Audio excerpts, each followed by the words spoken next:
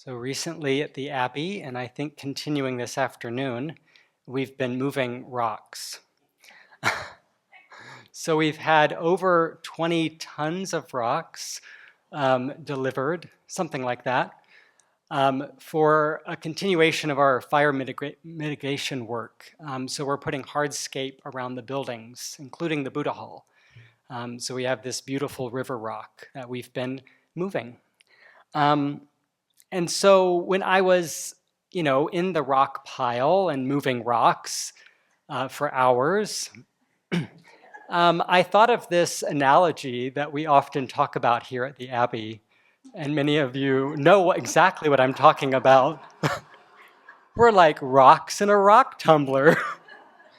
We have many rough, sharp edges, and we hit each other, and we bounce around, and we knock each other's rough edges off. So this was very apparent when I was playing with the rocks. And it really is true, and this is something I've been thinking about a lot recently, is how beneficial it is to live in spiritual community. We laugh about it, but it's really true. We wouldn't grow as quickly as we're growing without running into each other. Sometimes physically, but emotionally, mentally. And this is such a good, helpful practice.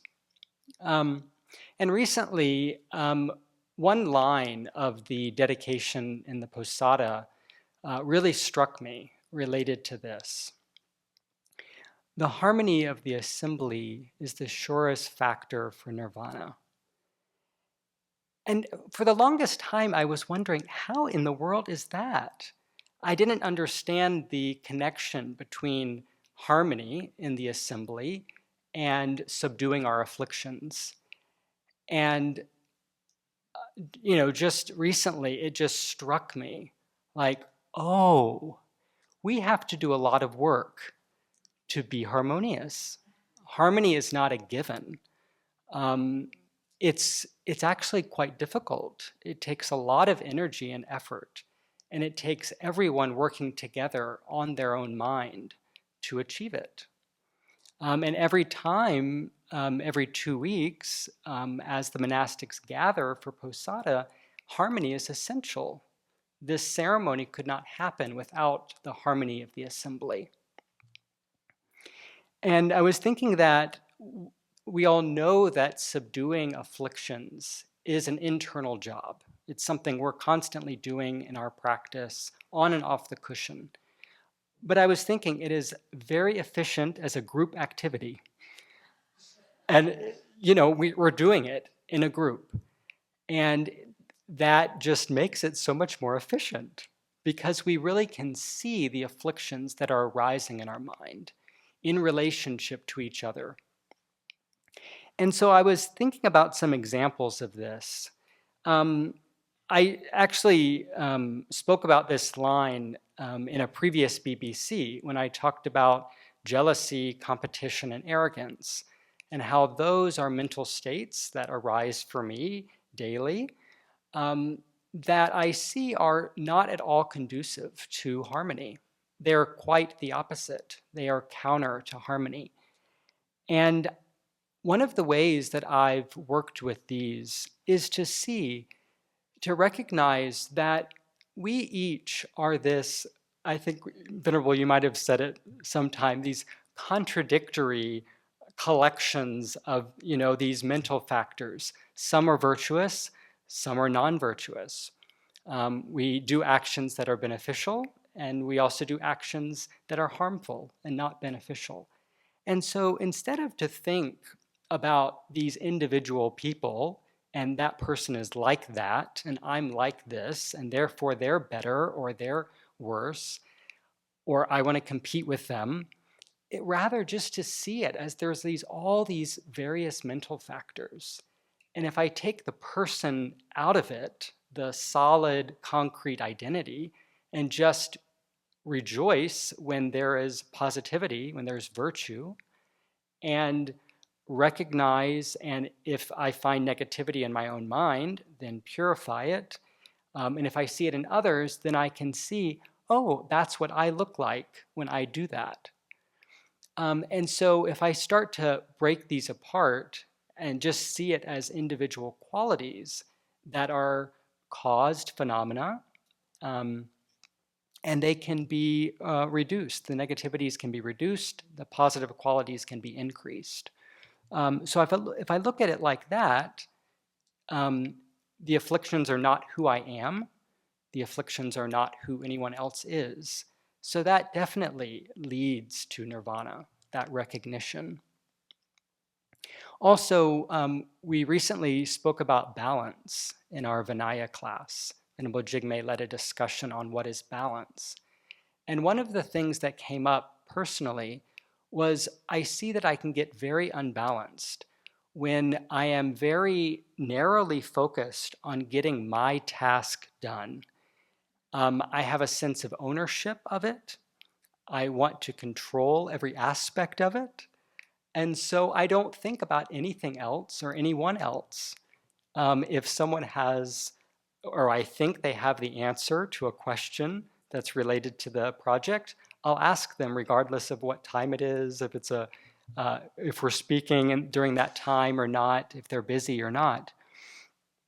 And I could just see that this is very different. This mind of control and ownership is very different from the mind simply taking responsibility, being the lead of a project, where if you're the lead, you take responsibility, but you're not doing it in a fixed, rigid way, but there's flexibility in the mind. So I was thinking about it's letting go of my way and opening up to another way. And then the last experience that I'll share happened just a couple mornings ago. And this, I had to laugh at myself. I couldn't believe what was happening. We're sitting there at breakfast, and someone was making some noise as they were eating. So there was that was the start. Then I noticed, I think that person is judging them for making that noise. And then I thought, oh, I'm judging them for judging the person who's making noise. And then I thought, oh, that's terrible. And then I was judging the fact that I judged the person that was making noise while they were eating. And this is not at all conducive to harmony. Get my eyes back on my own bowl. Stop worrying about what they're doing, how they're making their oatmeal perfectly smooth and whatever it is. I had to laugh and think, this is not how I want to think. And recently I've been really working with acceptance. So this was one example of that. And I've shared with a few people that one of my practices that I've been doing is thinking to myself, I accept your existence. And I've heard some people like, oh, that's like a really low bar. Well, when I'm angry, that's pretty good. It's huge. It's huge. I accept that you want to get that oatmeal smooth and and I've seen this in myself also in terms of my own mental states and my own mental pain and suffering. If I can accept every aspect of myself, the pain just falls away because the pain so often is related to the resistance. And recently I've been really working with accepting the affliction. Of course, I want to go beyond it, but I have to first accept it. And so this practice I see starts from accepting what's happening in my mind, accepting whatever afflictions arising, accepting the person who's stirring their food in their bowl, accepting everything I see, other people's reactions. And if I can accept it all, that's beautiful, right? And this definitely leads to the eradication of afflictions. And so I was thinking that harmony, of course, manifests in a group, right? But it's fostered individually. It is created by each of us working with our afflictions day after day, meal after meal. And we're doing this in this little container of the Abbey rock tumbler. But in society too, harmony is created internally with every single person.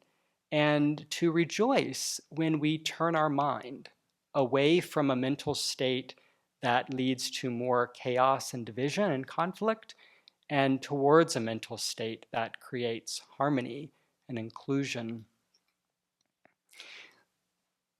The river rocks, when they arrived, were quite dusty, and so you couldn't really see what was underneath all the dust. They just looked like these kind of white rocks. They were not very beautiful. And we have now finished. There's 2 triangular sections near the east entrance of the Buddha Hall.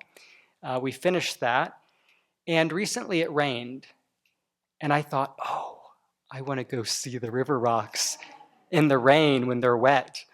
And I did, and it was stunning.